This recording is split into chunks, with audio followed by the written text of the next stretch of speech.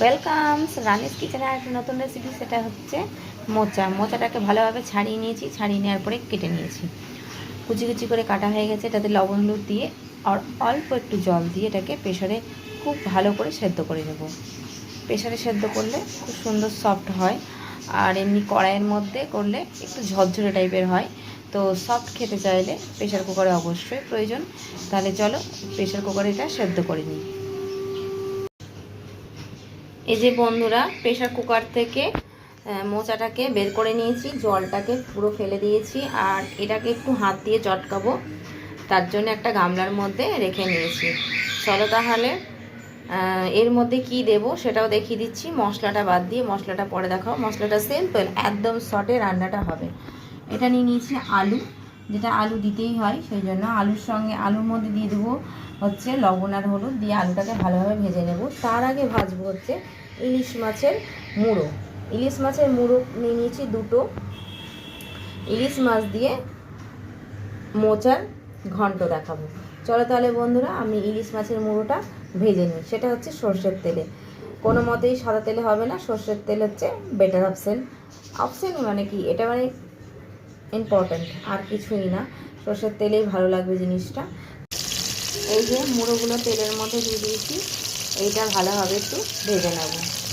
এখন সবে তেলের মধ্যে ছেড়েছি, তাহলে এটা ভাজা হোক। মাছটা ভাজা হোক ততক্ষণ আমি এটাকে ভালোভাবে হাত দিয়ে চটকিয়ে নিই। এটাকে প্রেশার কুকারে দিয়েছি, আর এই হাত দিয়ে চটকালে জিনিসটা আরও সফট হবে আর খুব সুন্দর লাগবে। এর আগের ভিডিওতে আমি মোচা ছাড়ানো, মোচা কাটা আর এই ধরনের চটকানোটা দেখিয়ে দিয়েছি। তার জন্য এই ভিডিওতে মোচা ছাড়ানো বা গোটা বা কাটা কিছুই দেখায়নি। আর ওসব করলে একটু ভিডিওটা লং হয়ে যাচ্ছে, আর লং ভিডিও কারোই পছন্দ হয় না। কেন, কারো হাতে অত সময় নেই যে অত লং ভিডিওটা দেখবে। চলো তাহলে এটা আমি চটকিয়ে নিই। আর এই যে জলটা বেরোচ্ছে, সেই জলটাকেও আমি কিন্তু ফেলবো না। এই জলটাকে আমি দিয়ে দেবো যখন মোচা দেবো। মাছের মুড়োগুলো একবারে ভাজা হয়ে গেছে। ইলিশ মাছের মুড়ো এর থেকে অনেকে কম ভাজলেও হবে, কিন্তু আমি একটু কড়া করে ভাজছি, কাটা কাটা ব্যাপারটা থাকে। তো চলো বন্ধুরা, এই মুড়োটাকে আমি উঠিয়ে নিই। তেলটা থেকে গেছে, তেলের মধ্যে দেবো হচ্ছে কালো জিরে। বন্ধুরা সবাই কিন্তু সাদা জিরে দিয়ে মোচার রান্না করেছো, তো এটাতে যেহেতু আমি ইলিশ মাছ দিয়ে করছি, তার জন্য ইলিশ মাছে যে আমরা কালো জিরে দিই, তার জন্য এখানে ফোড়নটাও কালো জিরে হবে। ফোড়নটা একটু মনে করে তোমরা দেবে। এর মধ্যে দিয়ে দেবো হচ্ছে আলু, তেজপাতা শুকনো লঙ্কা কিছু দেবো না, দিয়ে দেবো হচ্ছে আলু। আলুটাকে ভেজে নেব। আলুর মধ্যে দিয়ে দেবো হচ্ছে লবণ আর হলুদ।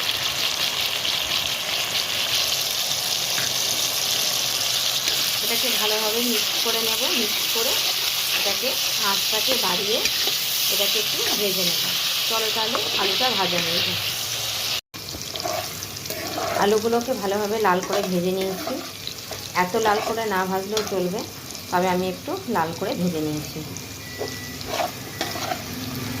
এটা তাহলে এর মধ্যে কি কি দিব মশলা সেটা আমি রেডি করে নিয়েছি, চলো একবার দেখে দেবো। হচ্ছে দুটো কাঁচা লঙ্কা, টমেটো অনেকে না দিতেই পারো, আমি এটা দিয়েছি, খুব একটু টেস্ট হয়, মানে একটু টকটক ভাব হয়, খুব সুন্দর লাগে। চিনি দিয়েছি ব্যালেন্সের জন্য, আর দিয়েছি লঙ্কার গুঁড়ো বদলে কাঁচা লঙ্কা আরও 4টে দিয়ে দিতে পারো।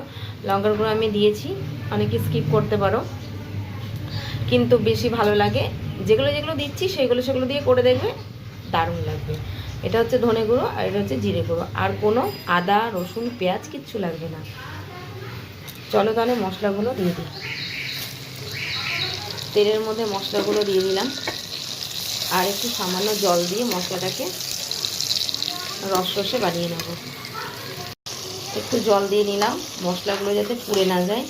আর কত সুন্দর কালারটা হয়েছে দেখে নাও একবার।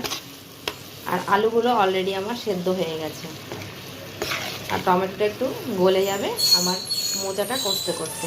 তাহলে মোচাটাও কেমন করেছি সেটাও একবার দেখে। মোচাটা ভালোভাবে হাত দিয়ে চটকিয়ে নিয়েছি, আর জল একটু আছে।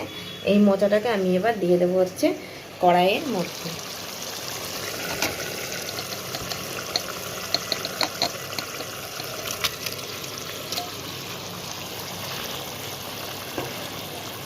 এবার এটাকে ভালোভাবে নেড়ে নেব। আঁচটাকে বাড়িয়ে রাখলেও হবে, আর কেউ যদি মনে করো কমিয়ে রাখলেও পারো। তবে কমাবারও কোনো প্রয়োজন নেই, কারণ আলু সেদ্ধ হয়ে গেছে, মোচা অলরেডি সেদ্ধ করা আছে, থকথকে আছে। এটাকে ভালোভাবে কষিয়ে নামিয়ে নিতে হবে। মুড়োটা দিতে হবে কিছুক্ষণ আগে নামাবার। তো এটা এখন মশলার গন্ধটা যতক্ষণ না কাটছে ততক্ষণ অবধি আমি এটাকে কষিয়ে নেব। চলো তাহলে একটু এটাকে আমি ঢেকে রাখি।